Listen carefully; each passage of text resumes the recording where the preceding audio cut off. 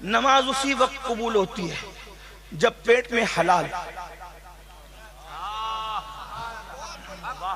اگر پیٹ میں حلال نہیں تو اللہ کے رسول علیہ السلام فرماتے ہیں جس کے پیٹ میں ایک لقمہ حرام کا گیا 40 دن تک اللہ نہ اس کی نمازیں قبول کرتا ہے نہ دعائیں قبول کرتا ہے۔ تو اس لیے نماز پڑھنے سے پہلے پیٹ میں حلال بھی ہونا چاہیے۔ جھوٹ بول کے کماؤ گے، دھوکہ دے کے کماؤ گے، کسی کا مال ہڑپ کر جاؤ گے، کسی کا قرض لے کر کے ڈبا دو گے، نماز قبول نہیں۔ کچھ لوگ کہتے ہیں مولانا نماز پڑھو سب معاف ہے، میں نے کہا بالکل سب معاف ہے، لیکن نماز ہو تو صحیح معاف ہے نا۔ اگر ایک سجدہ بھی قبول ہو گیا تو آدمی جنتی ہو گیا، لیکن قبول تو نا۔ جب پیٹ ہی میں حرام پڑا ہوا ہے، سب کا لے کر کے ڈبا دیا، کھا لیا، ہڑپ کر لیا، اور رند کے رند رہے ہاتھ سے جنت میں۔ آج کل تو لوگ حرام پر اتنے تلے ہوئے ہیں کہ آج حلال و حرام دیکھا ہی نہیں جاتا۔ میرے بچے اچھا موبائل استعمال کریں، میرے بچے اچھے کپڑے استعمال کریں، میرے بچوں کو بھی گاڑیاں ہو، میرے بچوں کو بھی اچھا مکان ہو۔ ارے نادان، یہ دنیا کیا دیکھ رہے ہو؟ حرام سے گھر بنایا تو کیا کیا؟ حرام سے بچوں کو آئی فون دلایا تو کیا کیا؟ حرام سے بچوں کے اچھے کپڑے پہنائے تو کیا کیا؟ ان کو بھی تباہ کر رہا ہے، اپنے آپ کو بھی تباہ کر۔ اگر بچوں کی پرورش حرام مال سے کی، نہ بچے تیرے وفادار رہیں گے نہ اللہ رسول کے وفادار رہیں گے۔ آج جلسے کتنے ہو رہے ہیں؟ آج سے 100 سال پہلے ایسے جلسے نہیں ہوتے تھے۔ جاؤ اپنے بڑے بزرگوں سے، باپ داداؤں سے پوچھو، ایسے جلسے روز نہیں ہوتے تھے۔ آج تو جلسہ شہر میں نہ بھی ہو تو یوٹیوب پہ بیٹھ کر کے آپ پوری دنیا کا کہیں کا بھی جلسہ سن رہے ہو، لیکن جلسہ سن کے سدھر رہے ہو کیا؟ کیوں؟ کیونکہ پیٹ میں حرام بھرا ہوا ہے۔ اور بڑی معذرت کے ساتھ، اور برا نہیں مانے، جو سن رہے ان کی پیٹ میں بھی حرام بھرا ہوا ہے، اور کچھ ایسے ہیں جو سنا رہے ان کے پیٹ میں بھی بھرا ہوا ہے۔ زبان میں تاثیر کا ہے، بتاؤ کہاں تاثیر؟ بھئی حلال کو لازم نہیں پکڑو گے تو حلال سے تاثیر ہوتی۔ میں سب کو نہیں کہہ رہا ہوں حلال کی تاثیر ہے، بلکہ حلال کھانے والوں کی زبان کھلنا تو دور کی بات ہے، لوگ ان کو دیکھ کے سدھر گئے۔ مجھے کوئی ثابت کر کے بتائے کہ غوث پاک غریب نواز نے کتنی تقریریں کی ہندوستان میں، لیکن ہم سے 90 لوگ بھی نمازی نہیں بنے، اور ان کو دیکھ کر کے 90 لاکھ مسلمان ہو گئے۔ آپ مجھے بتائیں کیا تاثیر تھی یہ؟ اب آپ سوچیں گے کہ یار آپ نے تو مشکوک کر دیا مقرروں کے، تو ان کے وہ قصوروار نہیں ہیں، اصل میں قصوروار آپ لوگ ہو، وہ لوگ بے قصور ہیں۔ کیونکہ جلسے میں جب بلاتے ہو مقرر لوگ کو تو یہ بھی نہیں دیکھتے کہ کس کے یہاں حلال ہے کس کے یہاں حرام ہے، بلڈنگ کس کے یہاں ہے، دادا گیری کون کرتا ہے، کون دھاپ جما رہا ہے کہ میرے یہاں حضرت آنا چاہیے، حضرت کی دعوت ہونی چاہیے، اگر حضرت کی دعوت میرے یہاں نہیں کی تو سمجھ لینا پھر کیا ہوگا۔ تو پھر آپ سرنڈر ہو جاتے ہو، پھر آپ نہ حلال دیکھتے ہو نہ حرام دیکھتے ہو، وہیں مقرر صاحب کو پہنچا دیتے ہو۔ اور جو تقریر کرنے سے پہلے بیچارہ حرام کھا کے آئے گا وہ تو بے قصور ہے، اس کو تو پتہ نہیں، پتہ تو تمہیں ہے نا۔ تو آپ سے کہتا ہوں کسی رکشہ ڈرائیور کے یہاں کی دعوت لے لیا کرو، حرام دھندے والے کے یہاں کی دعوت نہیں لیا کرو، کیونکہ مقرر لوگ بے قصور ہیں، ان کو پتہ نہیں ہوتا نا، وہ بے قصور ہیں۔ لیکن قصوروار آپ لوگ، دعوت لینے میں امیر غریب مت دیکھو، حلال و حرام دیکھو، خود کھانے میں بھی اور کسی اور کو کھلانے میں بھی۔ اپنے پیر کو وہیں لے جاؤ جہاں پر حلال ہو، حرام نہیں ہو، یہ چیز ہونی چاہیے، تاثیر ہوگی۔ لقمہ حلال کی تاثیر ہے۔ اگر اپنے بچوں کو کوئی صرف حلال کھلائے نا، حلال، اس کی کوئی تربیت بالفرض وہ کر بھی نہ سکے تو بھی حلال میں یہ تاثیر ہے کہ بچہ وفادار ضرور ہو۔ یہ آج سود کے دھندے کر رہے ہو، ہر سال عمرہ کو جا رہے ہو، ہر سال حج کو جا رہے ہو، بڑی بڑی دیگیں چڑھا رہے ہو، اور پھر حرام کاروبار کر رہے ہو، کچھ کام نہیں آنا، کوئی کام نہیں آنا۔ حلال حلال ہے، حرام سے 40 دیگیں چڑھا دی نیاز کی، حرام سے کوئی فائدہ نہیں۔ حلال سے ایک گلاس پانی کا شربت بنا کے پیش کیا، وہ 40 دیگوں پر بھاری ہے۔ کیونکہ ہمارے بزرگوں کے یہاں تمہارے کھچڑی اور بریانی نہیں پہنچتی، وہاں تو دلوں کی نیتیں پہنچا کر۔ اس لیے حلال کو لازم پکڑو۔ یہ کیا سود کے دھندے کر رہے ہو، حرام دھندے؟ کیا حدیث نہیں پہنچی؟ کتنے مقرروں سے سن لیا کہ اللہ کے رسول نے فرمایا جس نے سود کا ایک لقمہ کھایا اس نے گویا اپنی ماں کے ساتھ 36 مرتبہ زنا کیا۔ سود کھانا اور کعبے میں زنا کرنا برابر برابر. کیا یہ نہیں سنا؟ مسلمانوں کے کانوں پہ جو کیوں نہیں رہتی؟ کیونکہ حرام کھا کھا کر کے دل سخت ہو گئے. اب باتیں دلوں پہ اثر نہیں کرتی. بلکہ آپ کو بتاؤں، علامہ ابن حجر مکی رحمت اللہ تعالی علیہ لکھتے ہیں، مفتی اعظم مکہ لکھتے ہیں، فرماتے ہیں شب قدر تھی، توجہ سے سننا بہنیں بھی، آج کل عورتیں بھی سود کے چکر میں پھنس گئی. کل تک 100 روپے قرض پڑوسن لے جاتی تھی تو خاتون کہتی تھی لے جا بہن دعا کرنا اور جلدی واپس لا کے دے دینا. آج عورتیں بولتی ہے کہ 100 لے جائے گی تو کتنے واپس لا کر کے دے گی؟ 110 لا کے دے گی تاکہ میرا پیسہ بڑھے. پیسہ ہی سب کچھ نہیں ہوتا. بچوں کو جوانی میں جو حرام کھلا رہے ہو، یہی بچے تمہیں لات مار کر کے بھگائیں گے. پھر پیر جی کے پاس آگے کہو گے پیر صاحب دعا کرو. حرام کمانے والے اور حرام کھانے والوں کے لیے پیر کی دعا بھی اثر نہیں کرے گی، علماء کی دعا بھی اثر نہیں کرے گی، آل رسول کی دعا بھی آپ کو اثر نہیں کرے گی. یاد رکھنا، میں سچی بات کر جا رہا ہوں. بیل والوں اگر ناراض ہونا ہے خوب جی بھر کے ناراض ہو لو، لیکن اگر میں سچی بات کر رہا ہوں تو خیال کرنا، کیونکہ حرام کھانے والے کی دعا پر نبی تائید کر رہے ہیں. نبی تو اللہ نبی کو ہی منع کر رہے ہیں آپ تائید مت کرو، میں اس کی دعا قبول نہیں کروں. حدیث ہے، حدیث ہے، میں آپ کو حدیث سنا. حدیث سنا، حضرت عیسیٰ علیہ السلام ایک جنگل سے جا رہے ہیں. اب ہم لوگ تو نبی کے غلام ہیں نا، اور نبی لوگ کیا ہے؟ دیکھو سچی بات کرنے کے لیے بٹھائے ہو تو سچی بات کر جاؤ. کسی کو ناراض ہونا ہے ہو جائے، گالیاں دینا ہے اس کی اپنی مرضی، لیکن سچائی ہے. کیونکہ میں آپ کی بھی قبر کا بھلا چاہتا ہوں اور اپنی قبر کا بھی بھلا چاہتا ہوں. تم بھی مرو گے ایک دن، آج نہیں کل میں بھی مر جاؤں گا. اگر آج سدھر گئے تو قبر میں سکون کی نیند سوئیں گے، نہیں سدھرے تو قبر میں پھر عذاب بھگتو گے، پچھتاؤ گے. پچھتانے کے سوا کچھ کام نہیں ہے. حضرت عیسیٰ علیہ السلام جنگل سے گزر رہے ہیں، دیکھا ایک بندہ خوب رو رو کے گڑ گڑا کے دعا کر رہا ہے. حضرت عیسیٰ کو ترس آ گیا. اللہ سے اس کی مولا کتنا گڑ گڑا رہا ہے، کتنا رو رہا ہے، مولا یہ جو مانگ رہا ہے اس کو دے دے. کس نے تائید کی؟ نبی عیسیٰ پیغمبر علیہ السلام. کواری بطول مریم سے پیدا ہونے والا وہ اللہ کا پیغمبر ہے، جسے روح اللہ کلمت اللہ کہا گیا، جس نے جھولے سے پالنے سے کلام کیا، جس کو اللہ نے کتاب عطا کی، جس نے رسول اللہ کی بشارت دی. وہ اللہ کا سچا رسول کہتا ہے اللہ کتنا گڑ گڑا رہا ہے یہ تیرا بندہ، اس کی دعا قبول کر لے. اللہ نے فرمایا عیسیٰ اگر یہ اس طرح گڑ گڑاتے مر بھی جائے گا میں اس کی دعا قبول نہیں کروں گا. یعنی نبی پاک کی سفارش اس کے حق میں قبول نہیں ہوئی. فرمایا اگر یہ گڑ گڑاتے مر جائے، اے میرے عیسیٰ تو سفارش نہ کر، میرے بندے، میرے نبی، میرے پیغمبر یہ مر جائے تو بھی اس کی دعا قبول نہیں کروں گا. حضرت عیسیٰ نے عرض کی مولا آخر اس سے اتنا ناراض کیوں ہے کہ اس کی قبول نہیں کرتا؟ ارشاد فرمایا عیسیٰ جس کے پیٹ میں حرام ہو، جس نے حرام کھا رکھا ہو اور حرام کے کپڑے پہن رکھے ہو، ہم نے اپنی غیرت سے اعلان کر دیا اس کی دعا کبھی قبول نہیں کرے.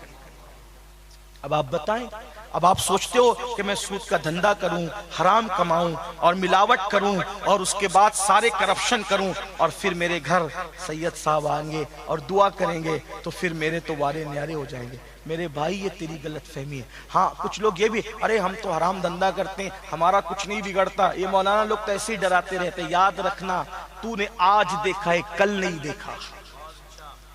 تیری نظر آج پر ہے کل پر نہیں، لیکن اللہ کے رسول نے آگاہ کیا حرام کو اللہ ہلاک کرے گا، حلال میں برکت دے گا.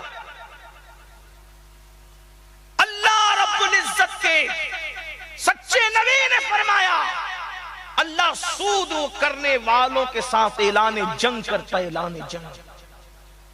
سور کھانا بھی حرام ہے. سور سمجھتے ہو نا، خنزیر بد جانور. سور کھانا بھی حرام ہے اور سود کھانا بھی حرام ہے، مگر سور کھانے والوں کے لیے اللہ نے حرام کہا، صرف اعلان جنگ نہیں کیا. مگر سود کھانے والوں کے خلاف تو اعلان جنگ فرمایا. مطلب سور کھانے سے بھی زیادہ نقصان کس میں ہے؟ سود کھانے میں، جس کے تم دھندے کرو. حضرت ابن حجر مکی مفتی اعظم مکہ کہتے ہیں شب قدر تھی، شب قدر، رمضان شریف کی شب قدر۔ میں اپنے ابا کی قبر پہ گیا اور تلاوت کرنے لگا تو قریب سے قبر سے چیخنے چلانے کی آواز آئی۔ میں نے اس آواز کو سنا تو لوگ بھی قبرستان میں تھے، لوگوں سے پوچھا جو آواز چیخنے چلانے کی عذاب کی میں سن رہا ہوں تم بھی سن رہے ہو؟ ہاں ہم بھی سن رہے ہیں۔ ادھر ادھر لوگ ہو گئے، صبح ہوئی تو وہ چیخنے چلانے کی آواز بند ہو گئی۔ کب؟ شب قدر میں۔ اس سے بڑی رات دنیا میں کبھی آتی نہیں جسے شب قدر کہتے۔ ہمارے بزرگوں نے کہا شب قدر آتی ہے سمندر کا کھارا پانی میٹھا ہو جاتا۔ شب قدر جس دن ہوتی ہے اس دن کتے بھی مخصوص آواز جو نکالتے ہیں نا، وہ ڈراؤنی سے آواز وہ نہیں نکالتے۔ شب قدر آتی ہے، نہ ٹھنڈی ہوتی ہے، نہ گرمی ہوتی ہے، نہ بارش ہوتی ہے، اس دن معتدل ہوا چلتی ہے، رات روشن رہتی ہے، سورج بھی نکلتا ہے تو وہ بغیر کرنوں کے ساتھ نکلتا ہے۔ وہ کیا رات ہے، اس رات میں جو مانگو ملتا ہے۔ لیکن ابن حجر مکی مفتی اعظم مکہ کیا کرے، میں نے شب قدر میں اِنَّا أَنزَلْنَاهُ فِي لَيْلَةِ الْقَدْرِ وَمَا أَدْرَاكَ مَا لَيْلَةُ الْقَدْرِ لَيْلَةُ الْقَدْرِ خَيْرٌ مِّنَ أَلْفِ شَهْرٍ۔ قدر کا مطلب کیا؟ شب قدر۔ شب قدر کا مطلب کیا؟ قدر کہتے تنگی کو۔ ایک قول قدر کو اگر آپ لغت میں اٹھا کے پڑھیں گے، قدر کہتے تنگی کو، تو شب قدر کا مطلب کیا ہوا؟ تنگی کی رات۔ تو یہ تنگی کی رات کی کیا فضیلت ہوئی؟ تو کہا اس کو تنگی کی رات اس لیے کہتے ہیں کہ آسمان سے اتنے فرشتے زمین پہ اترتے ہیں کہ زمین فرشتوں کی تعداد کے سامنے تنگ ہو جاتی ہے۔ جیسے کہنا کہ یہ میدان تنگ ہو گیا، لوگوں کو بیٹھنے کی جگہ نہیں، تو فرشتے اتنے آتے ہیں کہ زمین تنگ ہو جاتی ہے، اس لیے اس کو کیا کہتے ہیں؟ قدر، تنگی کی رات۔ اور اس کے بارے میں قرآن کیا کہتا ہے؟ لیلۃ القدر خیر من الف شہر، کہ یہ وہ رات ہے جو 1000 مہینوں سے افضل ہے، 80 سال سے زیادہ اس کی افضلیت ہے۔ جو اس میں عبادت کرے گا اس کو 80 سال سے زیادہ عبادت کا ثواب ملے گا۔ فرشتے اس رات آ کے مصافحہ کرتے ہیں۔ صحابہ نے پوچھا مصافحے کی نشانی کیا ہے؟ تو بزرگان دین فرماتے ہیں شب قدر میں عبادت کرتے کرتے جن کی آنکھوں سے آنسو نکلتے سمجھ جاؤ فرشتوں نے اس سے مصافحہ کر لیا۔ جن کے دل میں رقت پیدا ہو جاتی عبادت کرتے کرتے۔ تو ابن حجر مکی فرما رہے ہیں کہ شب قدر میں نے ایک بندے کی قبر پہ عذاب ہوتے ہوئے سنا تو میں نے حیران ہو کر کے میں نے لوگوں سے کہا اس کو پہچانتے ہو؟ میں بچپنے میں اس کو پہچانتا تھا کیونکہ یہ بڈھا ہو کے مرا، اور جو میں اس کو بچپنے سے پہچانتا تھا اس شخص کو، قبر والوں کو جس کا نام بتایا گیا، وہ 5 وقت کی نماز پابندی سے پڑھتا تھا۔ وہ 5 یعنی وہ بگڑا ہوا آدمی نہیں تھا، نماز کا بڑا پابند تھا، باتیں بھی لوگوں سے کم کرتا تھا، ہر وقت اس کی زبان پہ اللہ کا ذکر جاری رہتا تھا، ذکر الہی جاری۔ یہ ابن حجر مکی لکھے الزواجر میں لکھے، میں جہاں سے پڑھ رہا ہوں الزواجر سے پڑھ رہا ہوں، کیونکہ لوگوں کو جو ہے وہ ہم لوگوں کی باتوں پر کبھی کبھی وہ سوچتے ہیں کہ یہ لوگ ایسی کیا مبالغہ کر رہے ہیں۔ کوئی مبالغہ نہیں، انسان اس کا دشمن ہے جو وہ نہیں جانتا، ہاں، ورنہ یہاں کوئی مبالغہ نہیں۔ اہل سنت کا ممبر ہے، اس ممبر کی بڑی اہمیت ہے، ہاں، اور ہمیں بھی اللہ کو منہ دکھانا ہے، ہم کیوں مبالغہ کریں؟ ہمیں کیا پڑی؟ اللہ رسول کا جو فرمان ہے وہی پہنچانا ہے، ورنہ اور کیا بات ہے۔ اور جتنی تاثیر اللہ رسول کے فرمان میں ہوگی ہمارے مبالغے میں کیا تاثیر ہے نا، یہی بات۔ تو الزواجر سے میں پڑھ رہا ہوں بطور مفہوم۔ کیا عرض کر رہا تھا؟ ابن حجر کہتے ہیں وہ نمازی تھا، باتیں بھی کم کرتا تھا، ذکر اذکار میں مصروف رہتا تھا۔ مجھے حیرت ہوئی، یا اللہ، اتنا باعمل آدمی، نیک پرہیزگار آدمی، شب قدر میں بھی اس کی قبر پہ عذاب ہو رہا ہے، شب قدر میں بھی اس کی قبر پہ عذاب ہو رہا ہے۔ تو میں اب ذرا خوج میں لگ گیا، کچھ عبرت حاصل کرنا چاہیے، معلوم کرنا چاہیے کہ شب قدر میں آخر یہ کرتا کیا تھا، اس نے کیا کیا تھا۔ کیونکہ لوگ جس کو نیک سمجھے وہ نیک نہیں ہے، جس کو اللہ نیک قرار دے وہی نیک ہے، ہاں، ورنہ لوگوں سے اپنی تعریف سن کر کے پھولو مت، اپنی تعریف سن کے ڈرتے رہو۔ مولا مخلوق نیک کہہ رہی ہے، ہونا کیا ہے جب تک کہ تو نیک نہ قرار دے۔ اسی لیے صوفیاء نے کہا ہے وہی سہاگن کہلائے جو پیا من بھائے، ورنہ پھر بات تو الگ ہے۔ اور حضور تاج الشریعہ نے بہت اچھی بات کی، کہتے ہیں جو پیا کو بھائے اختر وہ سہانا راگ ہے، جس سے ناخوش ہے پیا وہ راگنی اچھی ہے۔ دنیا آپ کو کتب کہے، ابدال کہے، امام کہے، یہ کہے وہ کہے، پھولنا مت یار کی کیا بات۔ اللہ نے تیرے لیے کیا فیصلہ کیا ہے؟ جب تک دونوں پیر جنت میں نہیں پہنچ جائیں سکون سے بیٹھنے کی ضرورت نہیں ہے، چین سے بیٹھنے کی ضرورت نہیں ہے۔ آج اپنی تعریف سن کر پھولے نہیں سماتے۔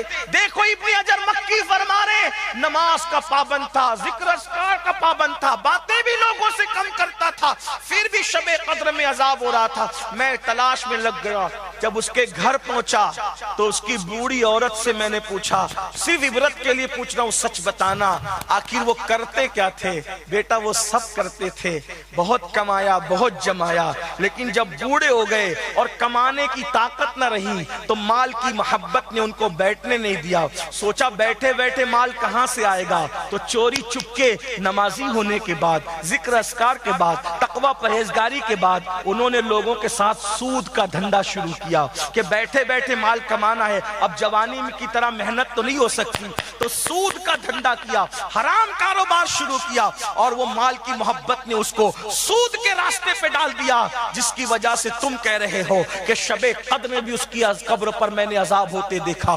اللہ کے بندو کتنا کماؤ گے، کتنا جماؤ گے؟ دیکھو جو بھیک مانگتے ہیں نا وہ بھی 2-3 روٹی ہی کھاتے ہیں، اور جو کروڑ پتی لوگ ہوتے ہیں نا وہ بھی 2-3 روٹی ہی کھاتے ہیں، جو محلوں میں رہتے ہیں وہ بھی ایک ٹائم میں 2-3 روٹی کھاتے ہیں، جو فٹ پاتھ پہ رہتے ہیں وہ بھی ایک ٹائم میں 2-3 روٹی کھاتے ہیں۔ بتاؤ کروڑ پتی ہو جاؤ گے تو ایسا ہے کہ 50 روٹی ایک ساتھ کھاؤ گے، اگر آپ اربوں پتی ہو جاؤ گے تو 1 لاکھ روٹی ایک ساتھ کھاؤ گے۔ میرے بھائی اربوں پتی ہو، خربوں پتی ہو، کچھ بھی ہو، دولت پڑی رہے گی، جتنا غربت میں کھاتے تھے اتنا ہی مالداری میں کھاؤ، ایک وقت میں ایک ہی لباس پہن سکتے ہو نا، اس سے زیادہ تو نہیں پہن سکتے نا۔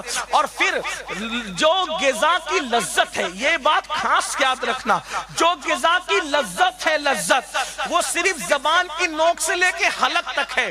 یہ بریانی، یہ کھچڑا، یہ شربت، یہ فلاں، یہ فلاں، یہ فلاں، یہ فلاں، یہ وہ اس طریقے کی بات نا، کہاں تک زبان کی نوک سے لے کے حلق تک، بس اتنی لذت ہے۔ حلق کے نیچے اترا تو جو سوکھی روٹی کا انجام ہوگا وہی بریانی کا انجام ہوگا۔ اتنی 1 انچ کے لیے، ہنسنے کی بات نہیں ہے، 1 انچ کی لذت کے لیے جہنم کے دہکتے ہوئے شعلے، 1 انچ کی لذت کے لیے، صرف 1 انچ، نوک سے لے کر حلق تک کتنا ہے، اور نوک سے لے کے حلق تک لقمے کا فاصلہ کتنا ہے؟ چند سیکنڈ۔ کتنا نادان ہے انسان، چند سیکنڈ کی لذت کے لیے جہنم کا عذاب، قبر کا عذاب۔ تو کتنے بھی کروڑ پتی اربوں پتی بن جاؤ، جتنا کھاتا اتنا ہی کھا سکتے، اس سے زیادہ جتنا پہن سکتے اتنا ہی، اور بعد میں سب لوگ ہوج موج کریں گے، عیاشیاں کریں گے، عذاب کس نے بھگتنا ہے؟ شراب بیچ رہے ہو نا، فلموں کی ٹاکیزیں شروع کر رہے ہو نا، گانجا چرس کے دھندے کر رہے ہو نا، یہ میں صرف آپ کو نہیں کہہ رہا ہوں، انٹرنیٹ کے ذریعے سے پوری دنیا میں آواز جا رہی ہے، ہر اس مسلمان سے میں مخاطب ہوں جو غلط کام کر رہا ہے۔ سامنے والوں کو مخاطب کر کے کسی اور کو پیغام دینا مقصود ہوتا، مجھے معلوم ہے تم ایسے نہیں ہو، ایسے ہوتے تو یہاں آتے کیوں، لیکن مخاطبت تم سے ہے دنیا بھر کو پیغام پہنچانا، اور آپ لوگ آتے ہو تو ہم پہ احسان کرتے ہو، کیونکہ آپ کو بہت سامنے بول کر کے جہاں تک آواز جاتی ہے، اللہ کسی کو بدل دے، آپ کو بھی اجر ملے، مجھے بھی اجر ہے نا۔ لوگ ایم ڈی کا دھندا کر رہے ہیں، مسلمانوں کے محلے میں گانجا چرس بیچ رہے، سوچو موت بیچ رہے ہو، موت بیچ رہے ہو نا۔ سوچو تمہارے بچے اگر یہ چیزیں خریدتے تو تم بیچتے، تو جو تمہارا بچے کا چہرہ ہے وہی تو پڑوسی کے بچے کا بھی چہرہ ہے نا۔ دوسروں کو بگاڑنے والوں، تم بھی سکون کی نیند نہیں سو سکو گے، چین کی نیند نہیں سو سکو گے۔ پیسہ چین کی نیند نہیں سلاتا، پیسے سے آدمی نرم گدا خرید سکتا ہے، پیسے سے سکون کی نیند نہیں خرید سکتا۔ آج کل کے حرام کمانے والے 2-2 4-4 نیند کی گولیاں کھاتے ہیں، ان کو سکون کی نیند نہیں ہے۔